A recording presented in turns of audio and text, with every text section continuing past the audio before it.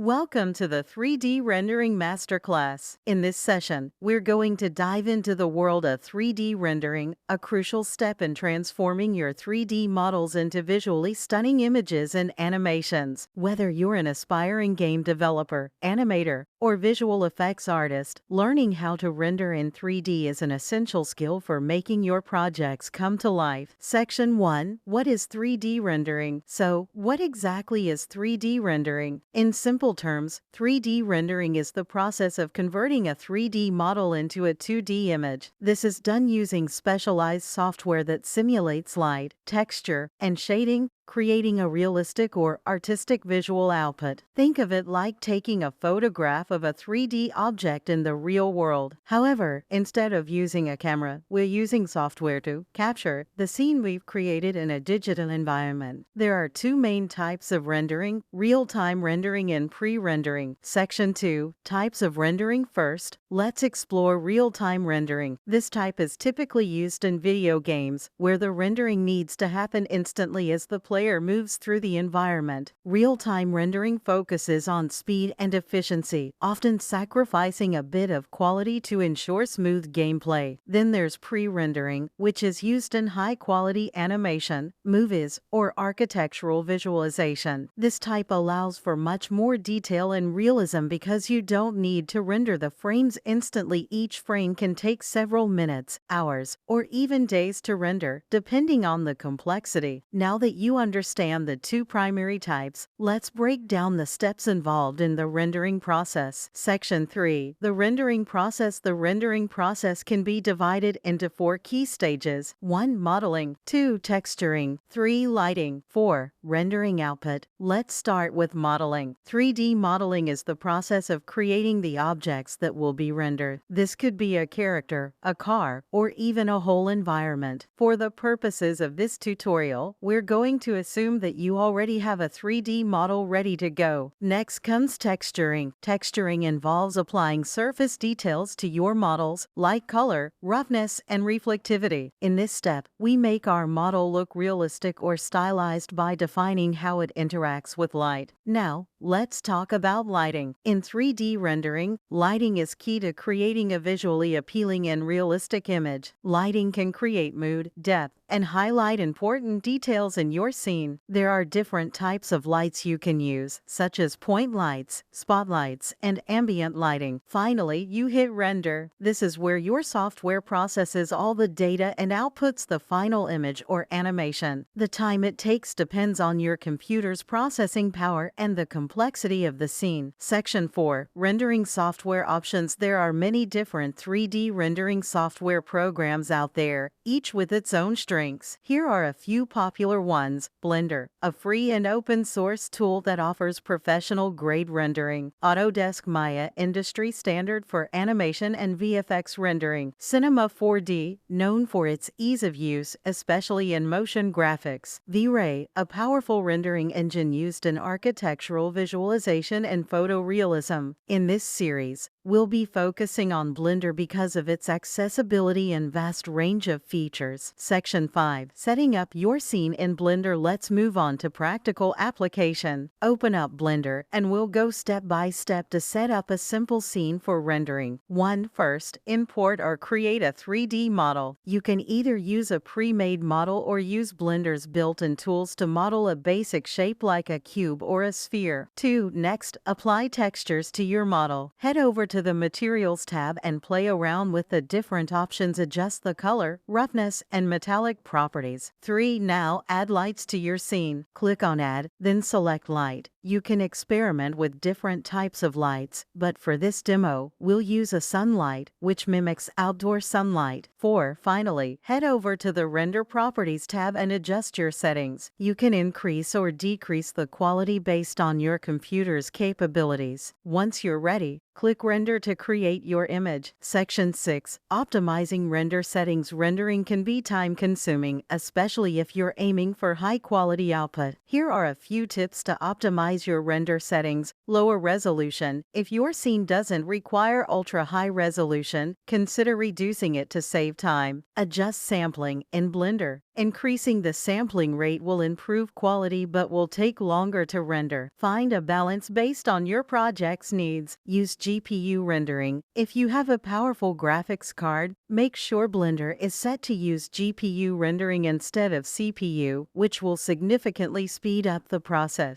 Bro, that's it for today's lesson on 3D rendering. We covered the basics of rendering, explored different software options, and walked through a simple setup in Blender. In the next video, we'll dive deeper into advanced lighting techniques and how to achieve photorealism in your renders. If you found this video helpful, make sure to like and subscribe for more in-depth tutorials. See you in the next class.